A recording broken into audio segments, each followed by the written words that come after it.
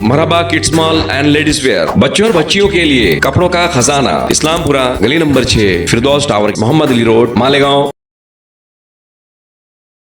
मानव समाचार, मानवता के हक में। ठाणे में राजवंत ज्वेलर्स की दुकान में चोरी की वारदात हुई है। पुलिस ने खुलासा किया है कि चोरी इसी दुकान में काम करने वाले शख्स ने की थी। 1,05,55,766 रू कीमती आभूषण चोरी हो गए। इसमें 38 सोने के हार, 24 कान की बालियां, 3 सोने की चेन, 5 चूड़ियां, कुल 70 आभूषण शामिल थे। चोरी करने वाले आरोपी का नाम राहुल मेहता है। शराब पीने के लिए वह प्रतिदिन एक गहना चुराता है। चोरी के आभूषणों को वह दूसरे ज्वेलर्स की दुकानों पर जाकर बेच देता था। कुछ दिन बाद आरोपी ने काम पर जाना बंद कर दिया। इसके बाद ज्वेलर्स के मालिक ने नौपाड़ा पुलिस स्टेशन में मामला दर्ज कराया। नौपाड़ा पुलिस ने इस नौकर को हथकड़ी लगा दी है। आरोपियों के पास से कुल 62,10,000 का माल जब्त किया गया है। नौपाड़ा पुलिस मामले की आगे की जाँच कर रही है। राजवंत ज्वेलर यांच्या दुकानामधून त्यांचा विश्वासू नोकर होता, त्यांनी जवळजवळ 1600 ग्रॅम सोनंचा अपहार केला होता।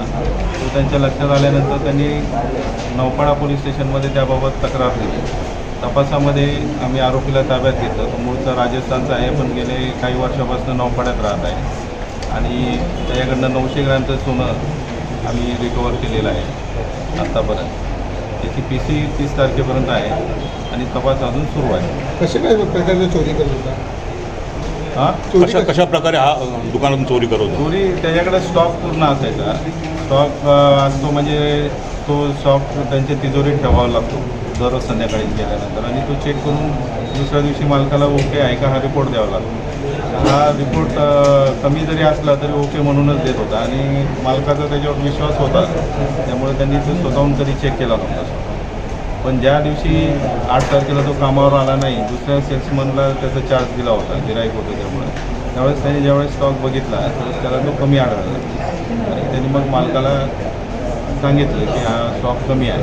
त्यानंतर त्यांनी पूर्ण शॉपचा आढावा घेतल्यावर तेवढ्या प्रमाणावर सोनं गेल्याचं त्यांच्या लक्षात आलं।